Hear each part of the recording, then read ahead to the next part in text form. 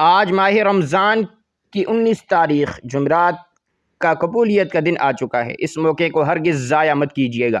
آج جو شخص بھی یہ وظیفہ پڑھے گا شام تک ہر حاجت غیب سے پوری ہو جائے گی۔ بے شک آزما لو۔ بسم اللہ الرحمن الرحیم۔ آج ماہ رمضان کی 19 تاریخ جمعرات کے دن کا ایک خاص وظیفہ بتانے لگا ہوں، جسے پڑھتے ساتھ ہی ہر ناممکن کام ممکن ہو جاتا ہے، جسے پڑھنے والا اللہ کا لاڈلا بن جاتا ہے، جسے پڑھنے والا کبھی کسی کا محتاج نہیں رہتا۔ یہ بے حد آزمودہ اور بے حد طاقتور عمل ہے۔ آج جس نے بھی رمضان المبارک کی 19 تاریخ جمعرات کے دن اس خاص وظیفے کو بتائے گئے طریقے سے پڑھا، نیا گھر مانگا، گاڑی مانگی، دولت، شہرت، جو بھی مانگا، اللہ رب العزت نے بیٹھے بیٹھے ہر حاجت کو پورا فرمایا۔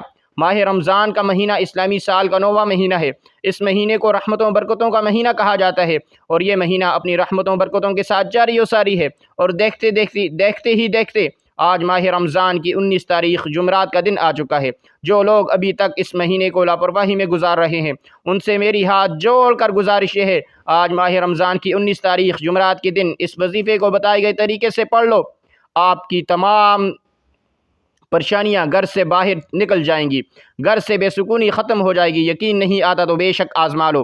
آج خاص موقع ہے، اگر کوئی چاہتا ہے کہ وہ اپنی ہر ناممکن حاجات کو پورا کرا لے، اگر آپ میں سے کوئی بے گھر ہے، کرائے کے مکان پر رہتا ہے، اپنا ذاتی مکان چاہتا ہے، تو رب کریم سے غیب سے ایسی مدد فرمائیں گے کہ آپ کو اپنا ذاتی مکان مل جائے گا۔ اگر آپ سے کرائے کی ادائیگی نہیں ہوتی تو آج یہ وظیفہ پڑھ کر اللہ رب العزت سے اپنا گھر بھی مانگو تو غیب سے آپ کے لیے اسباب پیدا ہو جائیں گے۔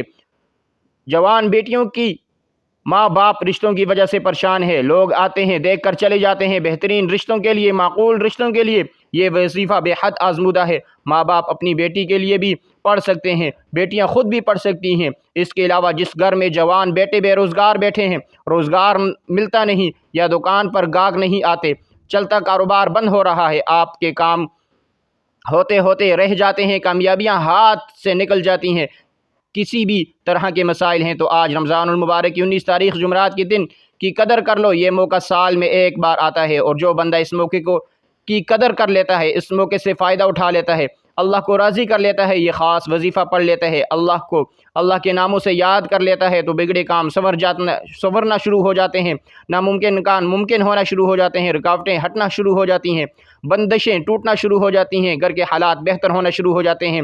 آج اگر کوئی بندہ کہتا ہے کہ میری دعائیں قبول نہیں ہوتی، میری حاجتیں پوری نہیں ہوتی، میری مشکلات پریشانیاں ختم ہونے کا نام نہیں لیتی، تو آج یہ وظیفہ ایک بار پڑھ کر دیکھو۔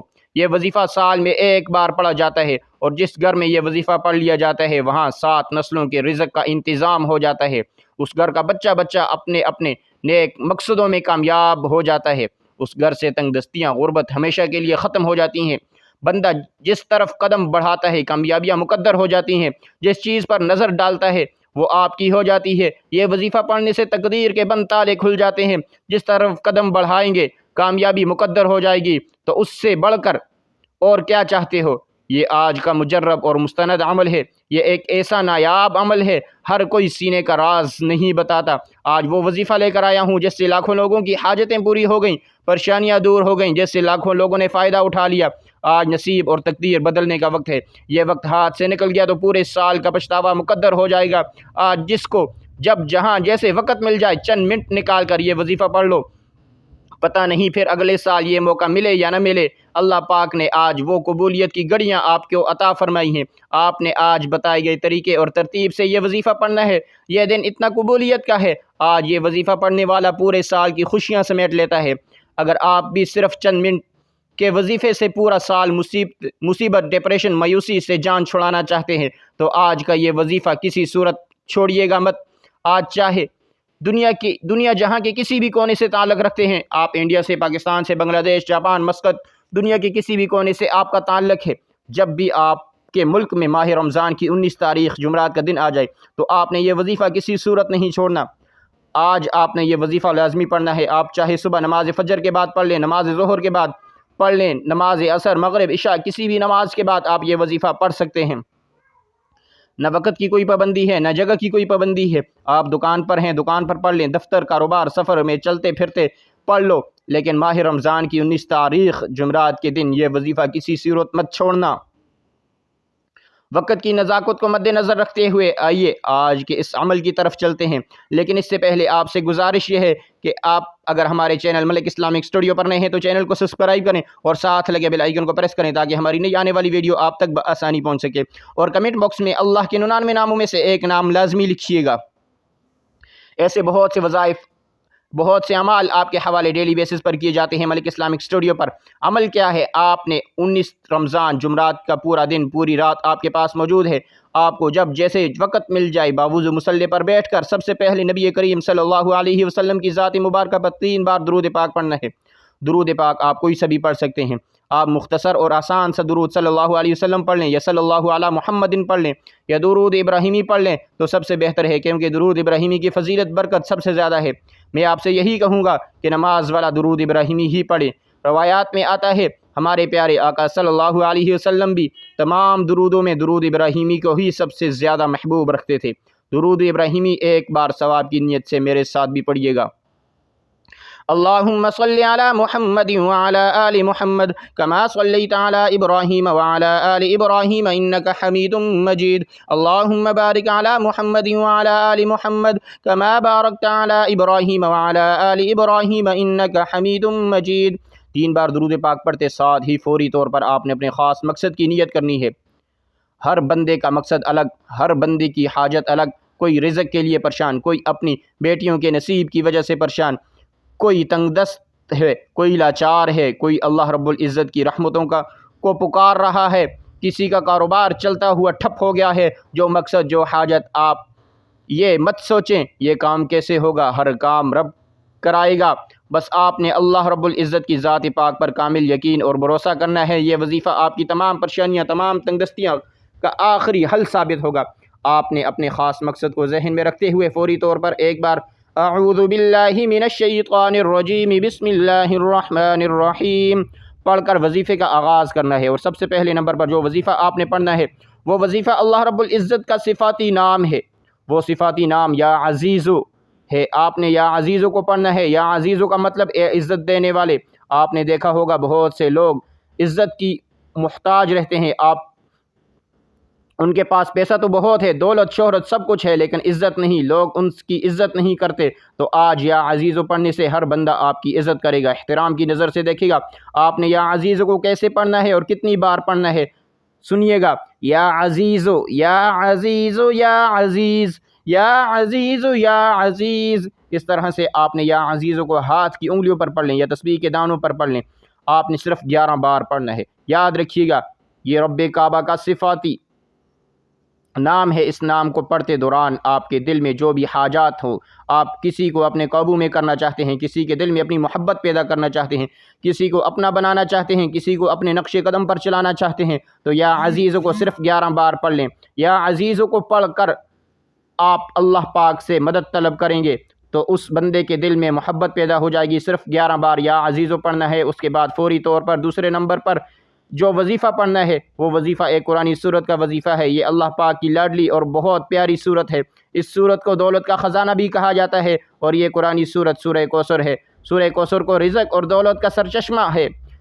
جن کے کاروبار چلتے چلتے بند ہو چکے ہیں، جن کے گھروں میں بے روزگاری ہے، بندشیں ہیں، تنگ دستیاں ہیں، پریشانیاں ہیں، رکاوٹیں ہیں، مسائل ہیں، ختم ہونے کا نام ہی نہیں لے رہے، وہ آج سورہ کوثر کو بتائے گئے طریقے اور ترتیب سے پڑھ کر دیکھیے۔ آپ رب کریم سے 70 کروڑ بھی مانگو گے تو مل کر رہے گا۔ رب کی ذات آپ کے مقدر میں لکھ دے گی۔ جس کو یقین نہیں آتا وہ ایک بار یہ وظیفہ بتائے گئے طریقے سے پڑھ کر دیکھے۔